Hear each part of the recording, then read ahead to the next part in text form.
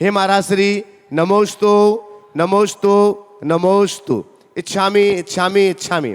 आइएगा बंधुओं, जैसे कि हम सभी के लिए मालूम है, पूज्य श्री का मंगलमय चातुर्मास गुरुकुलम के इस दिव्यतम परिसर में चल रहा है और अभी श्रावक संस्कार शिविर का भी भव्यतम आयोजन चल रहा है, जिसमें देश ही नहीं बल्कि विदेश से भी, ऑस्ट्रेलिया, अमेरिका आदि देशों से भी श्रावक बंधु यहाँ साधना करने के लिए 10 दिनों के लिए पधारे हुए हैं। हम इस सत्र के आगे बढ़ाने के लिए प्रार्थना करें, गुरुकुलम से और गुणायतन से जुड़ने वाले नए दानदातारों के लिए आपके बीच बुलाएं। उसके पहले मैं यहाँ पर बहुत सम्मान से आमंत्रित कर रहा हूँ, आज हमारे बीच हैं श्रीमती कृष्णा जी गौर, जो राज्य मंत्री हैं पिछड़ा वर्ग और अल्पसंख्यक विभाग से। मैं बहुत आपकी जोरदार करताल ध्वनि के बीच उन्हें इस मंच पर आमंत्रित कर रहा हूँ। पूज्य श्री के पावन श्री चरणों में श्रीफल समर्पित करके मंगल आशीर्वाद ग्रहण करेंगी। साथ ही में मैं आमंत्रित कर रहा हूँ, पधारें और यहीं सामने आ जाएंगे। आपका सम्मान करने के लिए मैं आमंत्रित कर रहा हूँ हमारे बीच गुवाहाटी आसाम से प्रीति जी यहाँ पर हैं, कृपया पधारें। साथ में श्रीमती चंद्रकला जी पाटनी रांची से हमारे बीच हैं, कृपया पधारें। और हमारे मध्य प्रदेश शासन की राज्य मंत्री श्रीमती कृष्णा जी गौर, जो पिछड़ा वर्ग और अल्पसंख्यक विभाग से हैं, उनका अभिनंदन करें, स्वागत करें। आप लोग भी करताल ध्वनि अनवरत जारी रहना चाहिए बंधुओं।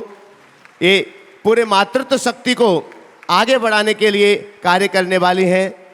साथ ही में मैं आमंत्रित कर रहा हूँ कृष्णा जी के लिए कि वे पधारें। महाराज श्री के हाथों से महाराज श्री की जो भावना युग की अनुपम कृति है उसको अपने हाथों में ग्रहण करें। यहीं से आ जाएंगे।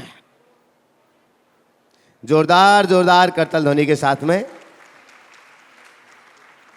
मैं यहाँ पर आमंत्रित कर रहा हूँ हमारे बीच अवधपुरी वार्ड के ही पार्षद श्री शक्ति राव जी हमारे बीच यहाँ उपस्थित हैं, कृपया पधारें। पूज्य श्री के पावन श्री चरणों में श्रीफल समर्पित करके मंगल आशीर्वाद ग्रहण करें। और आपके सम्मान करने के लिए मैं आमंत्रित कर रहा हूँ श्री नरेंद्र जी टोंगिया, प्रांतीय अध्यक्ष गुणायतन, और साथ में सुमन कांत जी कृपया पधारें और शक्ति राव जी का पार्षद जी का आप सम्मान करें। आपकी तालियां बंधुओं, ये अतिथि हैं। और इसी के साथ मैं आमंत्रित कर रहा हूँ हमारे बीच श्री सुरेंद्र छोटे जी, जो मंडल अध्यक्ष हैं, वे भी यहाँ पर उपस्थित हैं, कृपया पधारें।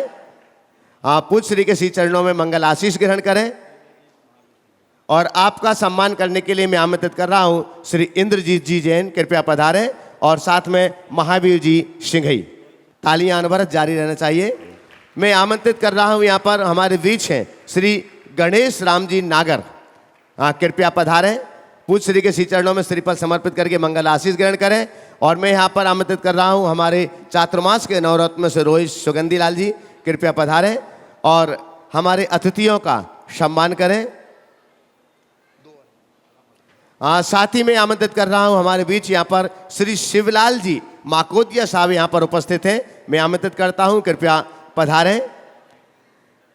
आपका सम्मान करने के लिए मैं यहाँ पर आमंत्रित कर रहा हूँ रोहित सुगंधी लाल जी, आप ही यहाँ पर रहें नवरत्नों में से सम्मान के लिए।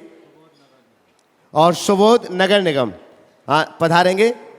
साथ ही में मैं आमंत्रित कर रहा हूँ संजय शिवरानी जी हमारे बीच हैं, कृपया पधारें। पूज्य श्री के पावन श्री चरणों में श्रीफल समर्पित करके मंगल आशीष ग्रहण करें। और सुबोध नगर निगम जी को आमंत्रित करता हूं, कृपया भी पधारें, हमारे अतिथि का सम्मान करें। बंधुओं, आपकी सामूहिक करताल ध्वनि सभी अतिथियों के सम्मान में होना चाहिए।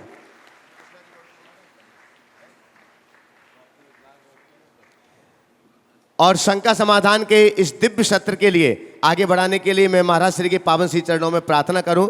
इसके पहले मैं आमंत्रित कर रहा हूं बहुत सम्मान के साथ में श्रीमती कृष्णा जी गौर, राज्य मंत्री मध्य प्रदेश शासन, कृपया पधारें और अपने उद्गार हम सभी के बीच में यहाँ पर व्यक्त करें। गुरुदेव के पावन चरणों में कोटि कोटि नमन करती हूँ।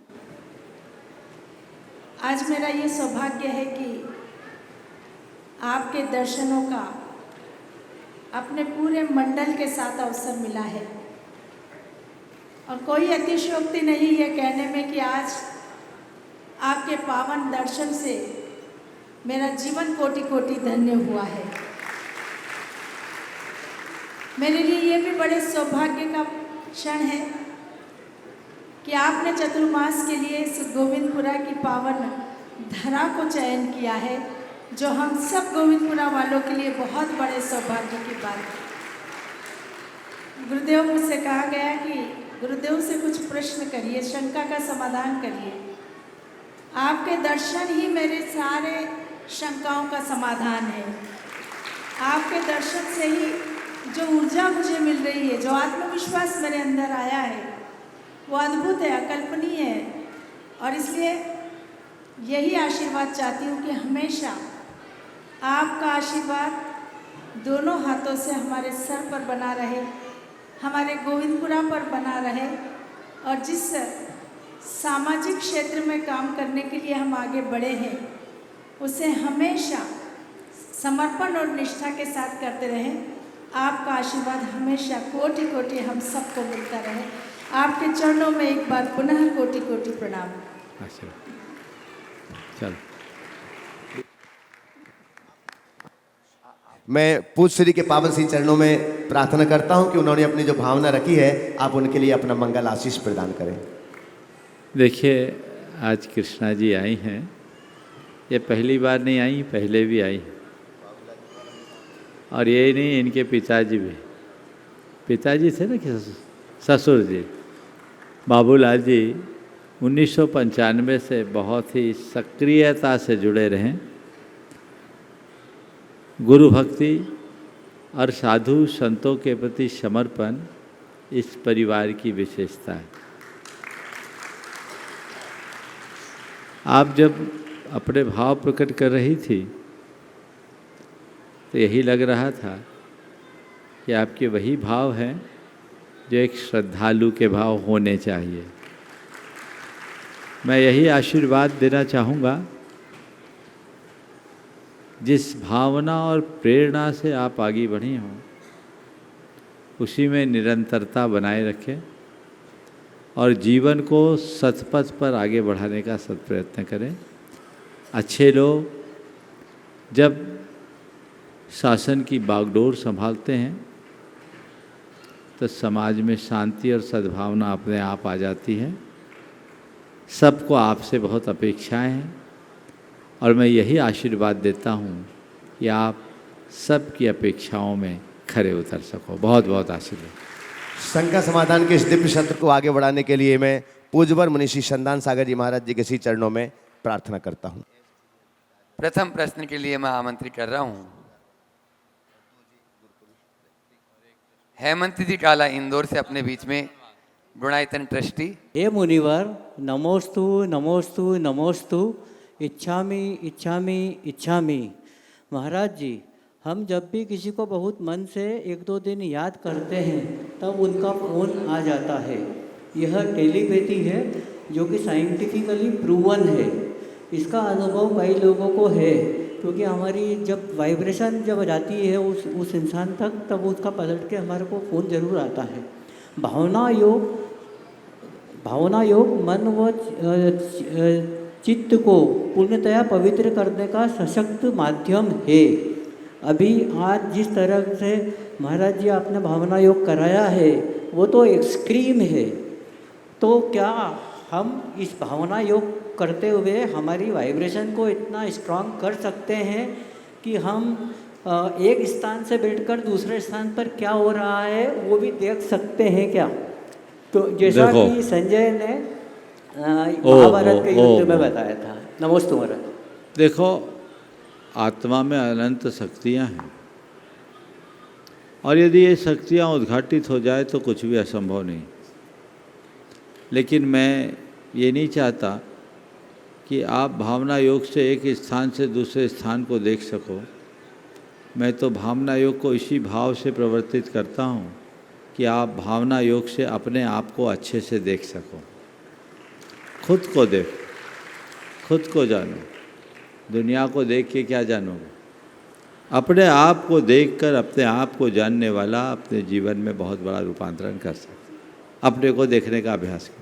नमोस्तु महाराज जी, नमोस्तु। ओम। सीमा अमरदीप जी गंडवाल, अमरावती से अपने बीच में। दोनों महाराज जी के चरणों में नमोस्तु नमोस्तु नमोस्तु। छुल्लक जी के चरणों में इच्छामि इच्छामि इच्छामि। महाराज जी, मेरा प्रश्न है, इंसान क्षण क्षण में रंग बदलता है। अमीर से मिलता है तो कुछ और होता है, गरीब से मिलता है तो कुछ और होता है। क्या किसी बौद्धिक स्तर पे उस इंसान की पहचान नहीं हो सकती है?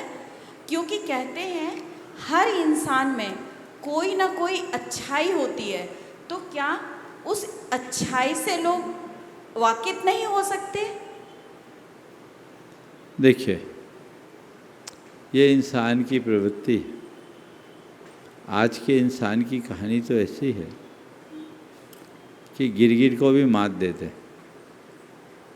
गिरगिट की तरह इंसान रंग बदलता है, लेकिन गिरगिट के रंग बदलने में वक्त लगता है।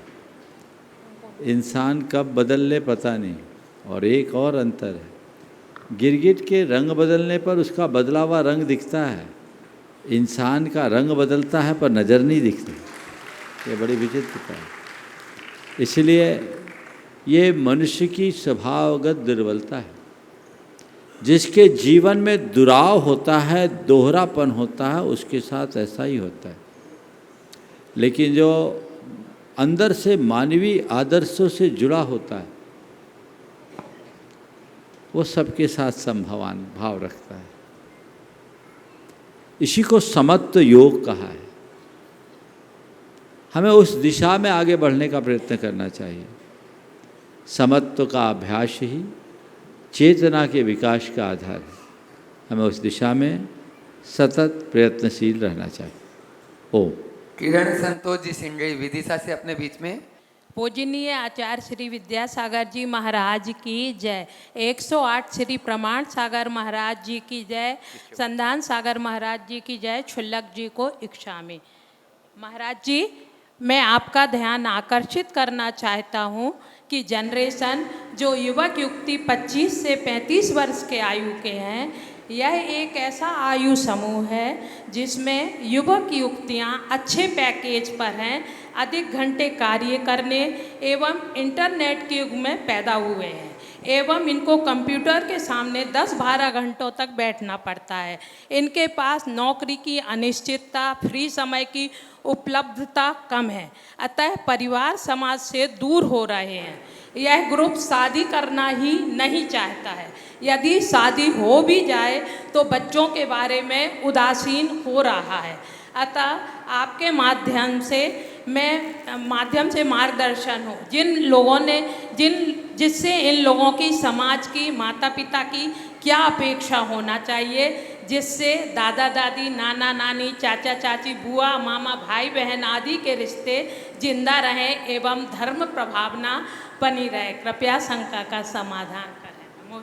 देखिए, आपने बहुत ही गहरी और सामयिक बात रखी है। वर्तमान में जो स्थितियां बन रही है, उससे उत्पन्न होने वाली तस्वीर बड़ी विकृत और घिनौनी बनेगी। समाज बिल्कुल विपरीत दिशा में जा रहा है। आज हमारे पहले तो परिवार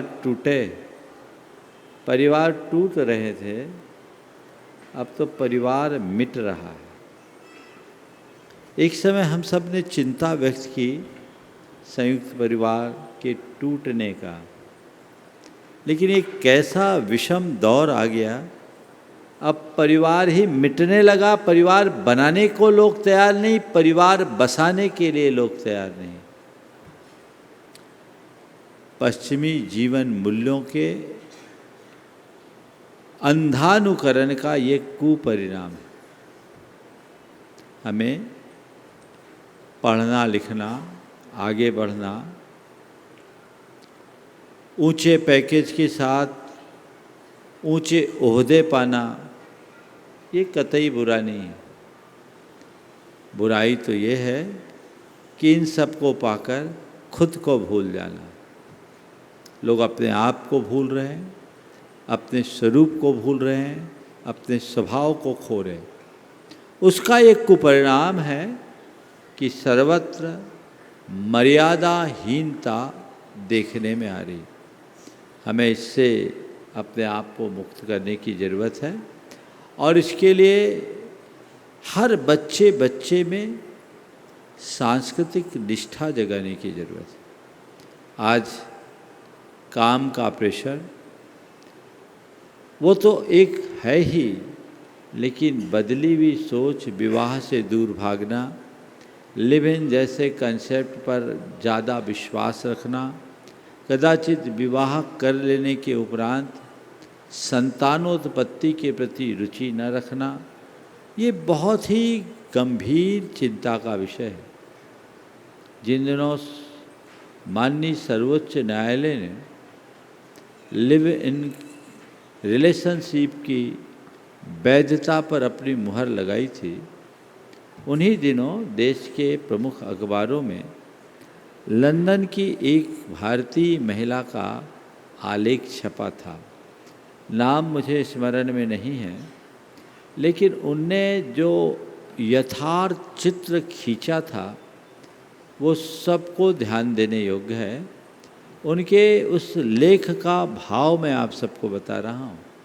उन्होंने कहा कि मैंने अपने यौवन के दिनों में परिवार को बंधन माना, विवाह को अपने जीवन की रुकावट मानी, मैं उन्मुक्त यौनाचार का समर्थन करती थी, मैंने लिव इन में रहा, अपने आप को रखा, और इस दौर में अभी मेरी 48 साल की उम्र हो गई।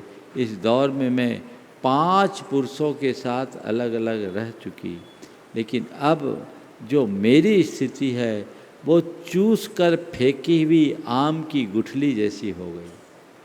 अब मुझे भारतीय अवधारणाओं की उपयोगिता समझ में आ रही है कि यदि मैं विवाह की होती तो आज मेरा परिवार होता, मेरा कोई अपना प्रिय पति होता, मेरे अपने बच्चे होते जो मुझे माँ कह करके पुकारते, मेरे कोई सास और ससुर होते जो मेरे सुख दुख में मेरे सहायक बनते। उन्होंने उस लेख में लिखा था कि मैं कहना चाहूँगी कि सर्वश्रेष्ठ भारतीय अवधारणा है लिव इन की कल्पना में उलझने की जगह पानी ग्रहण के बंधन को स्वीकार करें। हमें इस तरह की बातें लोगों तक पहुंचाना है। हर व्यक्ति को ये समझना है कि हमारा संबंध केवल यौन संतुष्टि तक सीमित नहीं है। हर स्त्री पुरुष को पूरे जीवन के लिए एक भावनात्मक साथ निभाने वाला चाहिए, और ये भावनात्मक संबंध स्त्री पुरुषों के मध्य नहीं हो सकता, पति पत्नी के मध्य अच्छे से हो सकता है। ये बात अच्छे से हृदय में बिठाए। दुर्भाग्य है इस देश का, जिस देश ने सारे विश्व को शील संयम सदाचार का पाठ पढ़ाया, उसी देश की सर्वोच्च न्यायालय ने इस तरह के अनाचारों पर अपनी कानूनी मुहर लगा दी। काश हमारे विद्वान न्यायाधीशगण भारतीय संस्कृति के आधारभूत पक्ष पर विचार करते और विदेशी कानूनों को थोड़ा गौण करते हैं तो तस्वीर कुछ और होती। ये देश के तासीर के अनुकूल नहीं है। इससे देश का सेहत बिगड़ेगा, हमारी सांस्कृतिक अस्मिता खत्म होगी। आपने कहा कि माता पिता दादा दादी चाचा ताऊ फुआ फूफा फूफी, ये सब बुआ फूफा कहाँ खत्म? मुझे तो ऐसा लग रहा है कि सारे रिश्ते खत्म हो जाएंगे, केवल 2 बचेंगे, स्त्री और पुरुष। अगर यही सब स्थितियां आई तो आप कल्पना करिए, मन सिहर उठता है आने वाले भविष्य को देखकर। जब इसी तरह की बातों को प्रोत्साहित किया जाएगा और हमारे देश के जितने भी तथाकथित सेलिब्रिटीज हैं वे इन्हें प्रमोट कर रहे हैं, उन्मुक्त यौनाचार की खुली वकालत हमारे देश के लिए सबसे बड़ा कलंक है। हमें इस पर तत्काल प्रभाव से रोक लगाना होगा, पर ये रोक कानून से नहीं लग सकती। इसके लिए अलख जगाने की जरूरत है। बच्चे बच्चे के हृदय में, जन जन के मन में ये अलख जगे, सांस्कृतिक निष्ठा प्रकट हो तो जीवन परिवर्तित होगा, हमारा देश सुरक्षित होगा, हमारी संस्कृति सुरक्षित होगी, हमारा समाज सुरक्षित होगा, हमारा धर्म सुरक्षित होगा, हमारा परिवार सुरक्षित होगा और हमारा जीवन सुरक्षित होगा। नमोस्तु महाराज जी, नमोस्तु। अपने बीच में गुवाहाटी से गुणायतन शिरोमणि संरक्षक सुरेंद्र प्रीति जी जैन और इस अनुष्ठान के सौधर्मेंद्र वे अपना प्रश्न गुरु चरणों में करें। और आज मुंबई से अपने बीच में शीतल जी जैन यहाँ पर स्टेट हेड छोला फाइनेंस तैयार रहेंगे प्रश्न के लिए। नमोस्तु गुरुवर, मेरे और मेरे पूरे परिवार की ओर से आपके चरणों में त्रिबार नमोस्तु नमोस्तु नमोस्तु, संधान सागर जी के चरणों में नमोस्तु, छुल्लक जी महाराजों के चरणों में इच्छा में। गुरुवर, मैं प्रश्न के पहले एक आपसे आशीर्वाद चाहूँगा कि हमारे जवाई बाबू जिन्होंने कभी एक दिन का व्रत भी अभी तक नहीं किया, वो 10 दिन के 10 लक्षण पर्व की साधना में रत हैं अभी। सिद्धांत जी रारा दुल्हन साड़ी, उनको आशीर्वाद दीजिए। मेरे छोटे भाई का लड़का 20 वर्ष का है, वो भी 10 लक्षण व्रत कर रहा है, घर पे 2-2 जन कर रहे हैं, हम यहाँ शिविर में हैं। उन दोनों को आप प्रत्यक्ष रूप से आशीर्वाद दीजिए। महाराज श्री, कल त्याग धर्म का दिन है, तो त्याग धर्म की क्या महिमा है और हम श्रावक इस त्याग धर्म को कैसे अंगीकार करें और इसके लिए हमारा क्या कर्तव्य बनता है, कृपया मार्गदर्शन करें महाराज श्री। पहले तो मैं तुम्हारे जमाई और भतीजे उनको आशीर्वाद देता और उनके साथ उन तमाम लोगों को देश भर में जो 10 लक्षण के 10 उपवास कर रहे हैं, 16 कारण के 16 अथवा 32 उपवास कर रहे हैं। आज तप धर्म का दिन है, हमें उनकी तप की सराहना करनी चाहिए और मैं आशीर्वाद दे रहा हूँ सभी को आशीर्वाद। आज 7 उपवास वाले लगभग यहाँ पर 60-70 लोग हैं जिनका आज 7वां उपवास है, और कुछ लोग हैं जो आज 26वां 27वां उपवास जिनका है, जिनको 32 उपवास की साधना करनी है। उनमें भी बहुत सारे लोग निर्जला कर रहे हैं। यह 10 लक्षण पर्व चल रहा है। इस 10 लक्षण के उपवास में बिना जल के, और कुछ लोग केवल एक वक्त थोड़ा सा गर्म जल, इसके अलावा और कुछ नहीं। उपवास में ऐसा नहीं कि और बाकी चीज़ें हों, और ज़्यादातर यहाँ जितने बैठे हैं एक आसना तो इन सब का चल ही रहा है। ये त्याग, तप और संयम की उत्कृष्टता का प्रमाण है और इस बात का प्रतीक भी है कि मनुष्य जो चाहे वह कर सकता है। 1 घंटे भूख न सहने वाला भी 10 दिन का उपवास कर सकता है, जो बताता है कि तेरी आत्मा में अनंत शक्ति है, उद्घाटित करो। सभी को आशीर्वाद। आपने जो सवाल किया, त्याग धर्म के संदर्भ में हम श्रावकों को क्या करना चाहिए, त्याग की बात तो कल है, कल करूँगा, लेकिन भावधारा सबको बनाना है। हमारे यहाँ त्याग को का अर्थ बताते हुए कहा त्यागो दानम, त्याग का अर्थ है दान, और प्रत्येक व्यक्ति को त्याग के प्रति उत्साहित होना चाहिए, दान देना चाहिए। गृहस्थों के लिए दान सर्वश्रेष्ठ कर्म है। हमारे शास्त्र कहते हैं ग्रही दानेन शोभते, गृहस्थ की शोभा दान से होती, और इसीलिए कहा गया दानम दुर्गति नाशनम, दान दुर्गति का नाशक है। किसी ने एक बार मुझसे कहा, महाराज जी जैन लोग इतने संपन्न क्यों होते? मैंने कहा भैया जैन संपन्न होते हैं इसकी कुछ वजह है। बोले क्या है? बोले 2 वजह। पहली वजह ये कि जैन केवल कमाना नहीं जानते, खर्च करना भी जानते हैं, अर्थात उनमें कोई व्यसन बुराई नहीं, उनका पैसा पाप में नहीं जाता, तो जो कमाते हैं वो उनके पास बचता है। और दूसरा, उन्हें बीमारी, आपत्ति, विपत्ति, कोर्ट कचहरी का चक्कर कम लगता है, क्योंकि वो दान करते हैं, इसलिए बचता है। इसलिए कहा दानम दुर्गति नाशनम।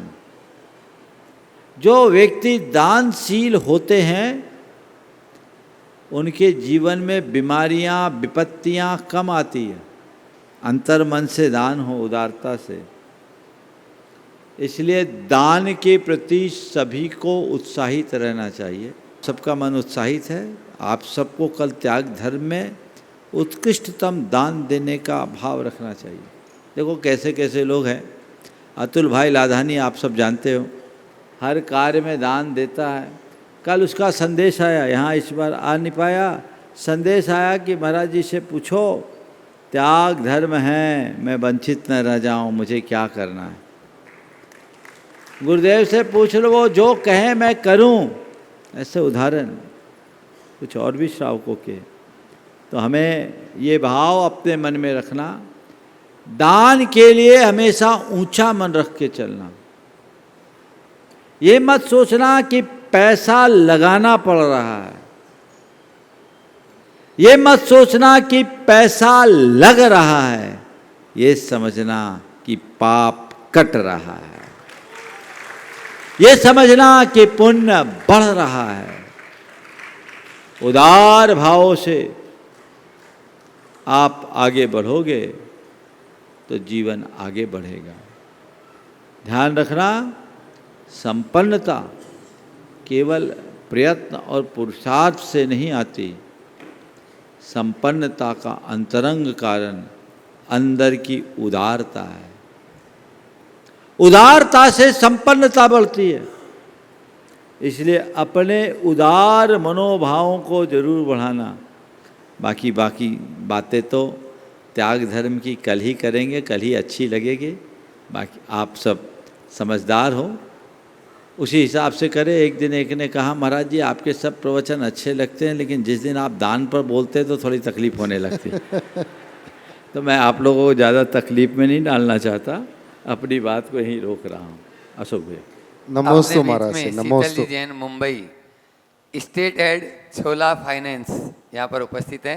मैं चाहूँगा जोरदार ताली से उनका स्वागत करें। और उनके स्वागत के लिए रमन जी तिवारी, अध्यक्ष से अवधपुरी समाज, और रोहित जी सुगंधी नवरत्न परिवार वे आ जाएं। और मुंबई से दिनेश जी डंडवाल, शिरोमणि संरक्षक, वे भी इस स्वागत की बेला में सहयोग कर दें। आज मुंबई से अपने बीच में शीतल जी, आप लोग तालियों में कंजूसी करें। और आज गुणायतन से भी शीतल जी संबद्ध हो चुके हैं, वे अपना प्रश्न गुरु चरणों में कर रहे हैं और तैयार रहेंगे। इंजीनियर पंकज जी पाटनी। नमोस्तु महाराज जी, नमोस्तु नमोस्तु नमोस्तु। महाराज जी, मेरा एक छोटा सा प्रश्न है कि मैं अपने जीवन में ऐसे क्या अभ्यास करूं या क्या परिवर्तन लाऊं कि और विनम्र हो पाऊं, और ज़्यादा विनम्र हो पाऊं, और बहुत ज़्यादा विनम्र हो पाऊं। बहुत अच्छा भाव आपने प्रकट किया, और ये भाव सबका होना चाहिए। मैं और अधिक विनम्र कैसे बनूं? 4 उपाय बता रहा हूं अपने अंदर विनम्रता को प्रकट करने की। अपनी असलियत को पहचानने की कोशिश करो। अपनी असलियत दोहरे अर्थ में, आत्मा के स्वरूप को, और हमने अपनी शुरुआत कहाँ से की। आज आप शिखर पर पहुँचे हो, लेकिन वहाँ तक पहुँचने के लिए आपने बड़ा संघर्ष किया होगा। अपने जीवन के शुरुआती दौर में कहाँ थे? बस वो मेरी असली औकात है। अगर मैं फर्श से अर्श पर गया हूँ, सतह से शिखर पर गया हूँ, तो कल शिखर से सतह पर भी आ सकता हूँ। मेरी असलियत वो है। दूसरी बात, अपनी असलियत, अपने आत्मा के स्वरूप को तरफ ध्यान दो।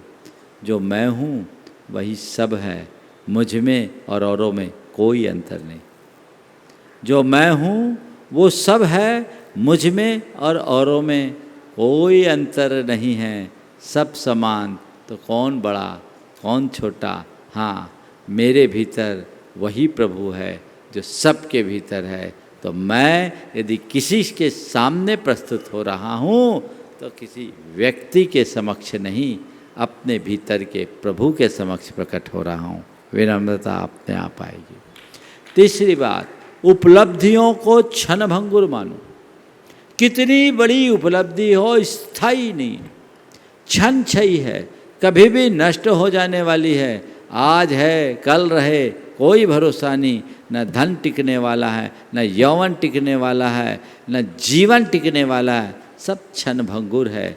जो इस क्षण भंगुर संसार को अपने सामने रखता है, उसके मन में कभी अहंकार नहीं आता। और चौथी बात, उन लोगों की जीवन गाथाएं पढ़ो जो समृद्धि के शिखर पर बैठने के बाद भी विनम्रता की मूर्ति बने हुए हैं, जिन्होंने विनम्रता का उच्च आदर्श उपस्थित किया है।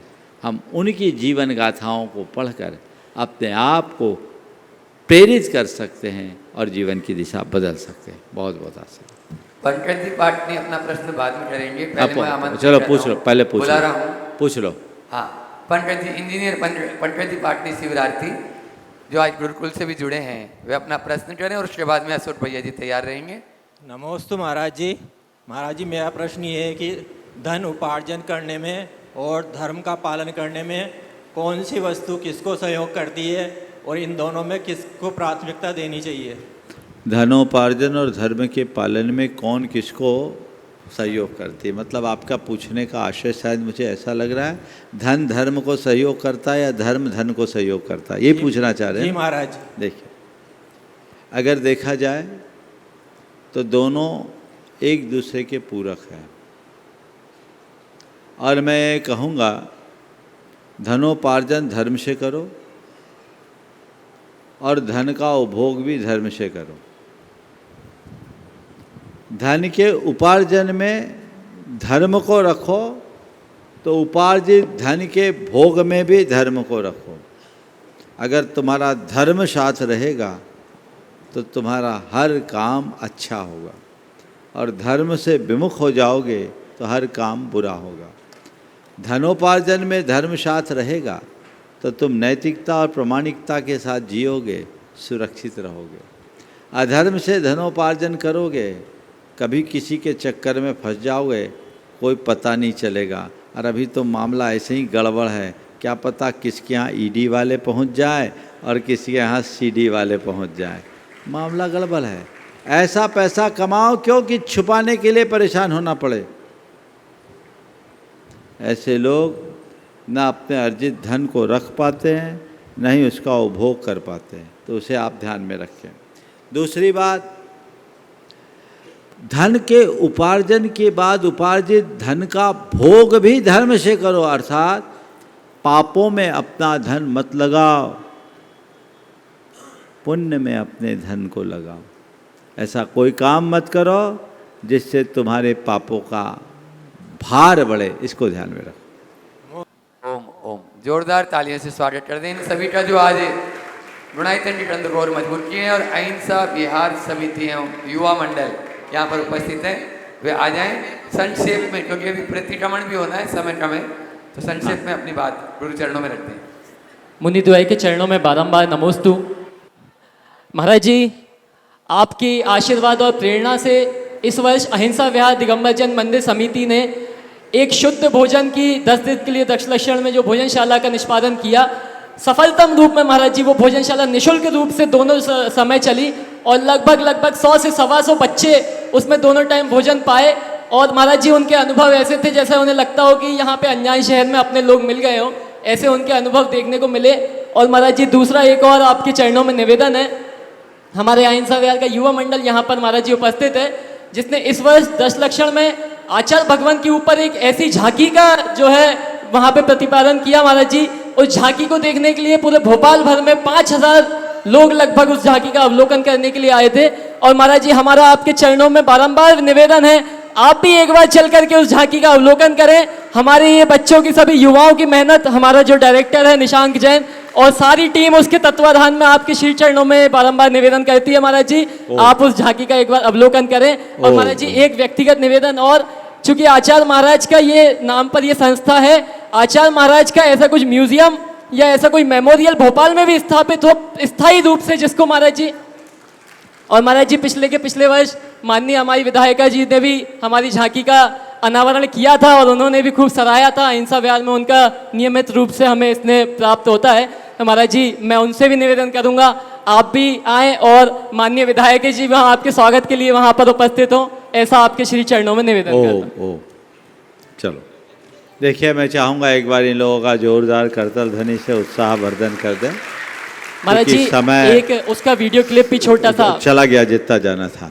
बहुत आपने जो झांकी बनाई उसकी चर्चा पूरे नगर में है, मेरे कानों तक बात आ गई।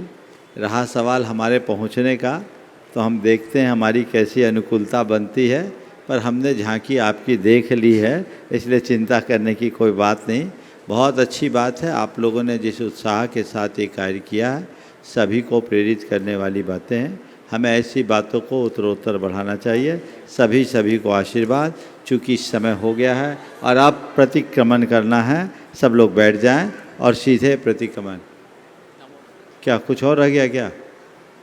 हाँ, चलिए बैठ जाइए सब लोग। आज दशरक्षण का 7वां दिन, 10 मिनट का प्रतिक्रमण। प्रतिक्रमण क्या है? जैन साधना का एक बहुत अच्छा अनुष्ठान, भावना योग का एक महत्वपूर्ण चरण। प्रतिक्रमण का मतलब अपने द्वारा किए गए पापों का प्रक्षालन, ओम, दोषों का शोधन, ऊपर से पापों का प्रक्षालन, दोषों का शोधन। हम लोग 24 घंटे अपने ज्ञात अज्ञात भावों से अनेक प्रकार के पाप और अनर्थ कर देते हैं। उन्हें साफ करने का एक सशक्त माध्यम है प्रतिक्रमण। मनोविज्ञान भी ये कहता है और न्यूरोसाइंस भी ये बोलता है कि हम अगर इस तरीके से प्रतिक्रमण करते हैं तो हमारे मस्तिष्क की न्यूरॉन्स चेंज हो जाते हैं, हमारी भावधारा बदलती है और हम अपनी मनोवृत्ति को परिवर्तित कर सकते हैं। शास्त्र की भाषा में हम अपने पापों का शोधन और शमन कर सकते हैं। तो दशरक्षण के 10 दिन चित्त की शुद्धि का अनुष्ठान है, आत्मशुद्धि का ये पावन पर्व है और इसमें प्रतिदिन पूरा देश इस शंका समाधान के मंच से प्रतिक्रमण करता है। आज एक अच्छा सहयोग बना है कि आपके प्रदेश की मंत्री कृष्णा जी यहाँ उपस्थित है, वे भी आज भाव से प्रतिक्रमण मेरे साथ करे। एक अलग एहसास और अनुभूति के साथ वो उठेंगी। मुझे ध्यान है भावना योग का अनुभव तो वो पहले ले चुकी हैं, आज उसी के एक पाठ को हम प्रतिक्रमण के रूप में संपन्न करेंगे। ओम। हाँ, सभी लोग स्थिर आसन में बैठ जाएं, दोनों हाथ जोड़ लें, आँखों को कोमलतापूर्वक बंद कर लें। अपने भीतर विराजमान प्रभु परमात्मा को नमन बंदन अर्पित करते हुए अपनी ओर से कृतज्ञता और आभार प्रकट करें। हे प्रभु, आपके चरणों में कोटि कोटि वंदन, कोटि कोटि आभार। हे प्रभु, दशरक्षण पर्व के इस पावन अवसर पर मैं अपनी आत्मा की शुद्धि चाहता हूँ। आत्म शुद्धि के इस पवित्र अनुष्ठान में मैं अपने सभी पापों का शोधन करता हूँ। हे प्रभु, मेरे द्वारा जाने अनजाने में जो भी पाप हुए हो, जो भी दुष्कर्म हुए हों, उनका मुझे घोर पश्चाताप है। मैं उसकी निंदा करता हूँ और उसका परित्याग करता हूँ। हे प्रभु, मेरा वह सब पाप मिथ्या होवे। तस्मिच्छामि दुक्कडं तस्मिच्छामि दुक्कडं तस्मिच्छामि। हे प्रभु, बीते दिन में मैंने न जाने कितनी बार क्रोध किया, अभिमान में भरा, क्रोध के आवेश में आकर औरों से दुर्वचन कहा, उनसे दुर्व्यवहार किया, मुख से अपशब्द कहे, औरों का अपमान किया, खुद को अपमानित महसूस किया, अपनी गलती को स्वीकार करने के बजाय दूसरों पर झूठा दोषारोपण किया, दूसरों को दोषी ठहराया, उन्हें नीचा दिखाने की कोशिश की, छोटी छोटी बातों में तीखी प्रतिक्रियाएं दी। इसका मुझे घोर पश्चाताप है। मैं उसकी निंदा करता हूँ और उनका परित्याग करता हूँ। हे प्रभु, मेरा यह सब पाप मिथ्या होवे। तस्मिच्छामि दुक्कडं तस्मिच्छामि दुक्कडं तस्मिच्छामि। हे प्रभु, माया और लोभ में अंधा होकर मैंने न जाने कितने अनर्थ किए, दूसरों से छल कपट किया, उन्हें धोखा दिया, उनके साथ विश्वासघात किया, उनके प्रति भरोसा तोड़ा, मन धन कमाने की प्रबल लालसा में नाना प्रकार का पापाचार किया, नैतिकता और मर्यादा का उल्लंघन किया, मन में वासना के गंदे विचार भरे, माता बहनों को बुरी दृष्टि से देखा, अश्लील गीत और दृश्यों को देखा सुना, दूसरों की प्रगति को देखकर मन में जलन कुलन का भाव रखा,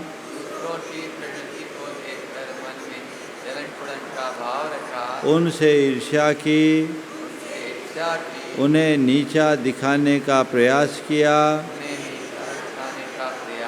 उन पर झूठा दोषारोपण किया, अपने मुंह से अपनी प्रशंसा की, दूसरों की निंदा और चुगली का कृत्य किया।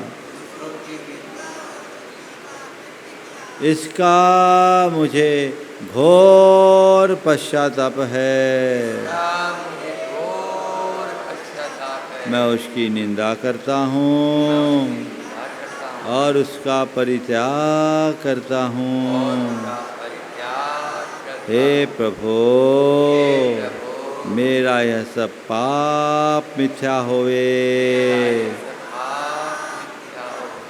तस्मिच्छामि दुक्कडं तस्मिच्छामि दुक्कडं तस्मिच्छामि। हे प्रभु, घर गृहस्थी के कार्यों में मैं दायित्व से विमुख हुआ, हिंसा और पापपूर्ण आचरण किया, अपने परिवारजनों को अपने प्रेम से वंचित रखा, बच्चों को समय और स्नेह में कमी की, अनेक प्रकार के पापाचार किए, अपने धार्मिक कर्तव्यों में शिथिलता रखी, धर्म कार्य में मायाचारी की, अपने धार्मिक कार्यों के प्रति अनुत्साह रखा, इसका मुझे घोर पश्चाताप है।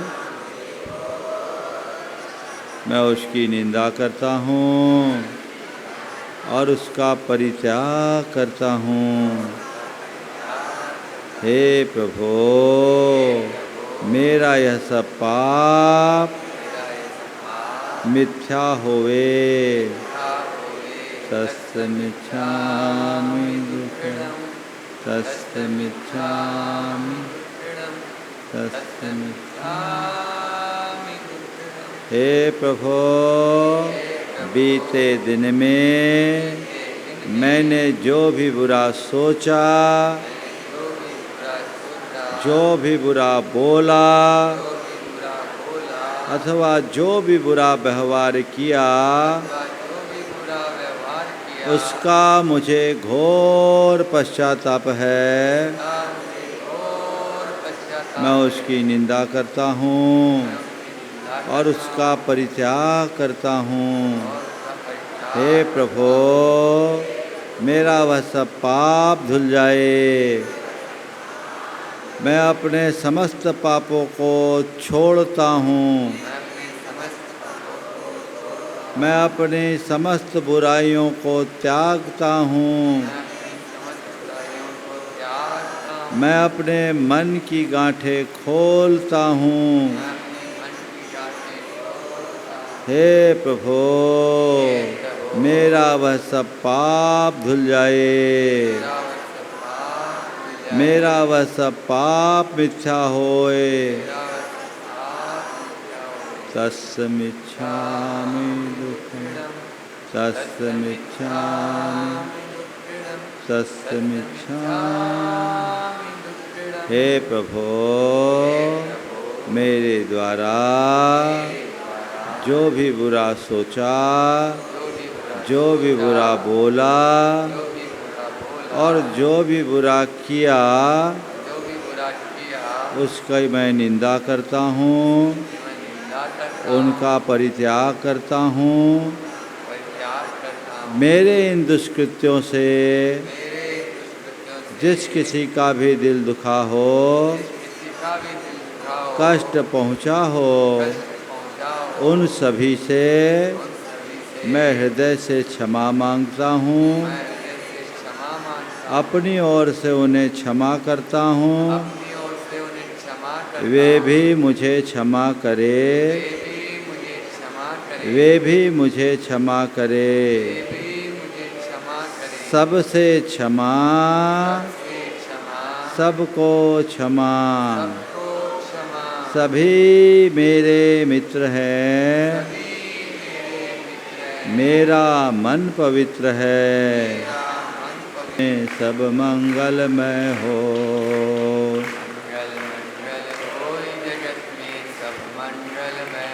इस धरती के हर प्राणी का मन मंगलमय हो। धरती के हर प्राणी का मन मंगलमय हो। मंगलमय हो प्रातः हमारा, रात सुमंगल हो। मंगलमय हो प्रातः हमारा, रात सुमंगल हो। जीवन के हर पल हर क्षण की बात सुमंगल हो।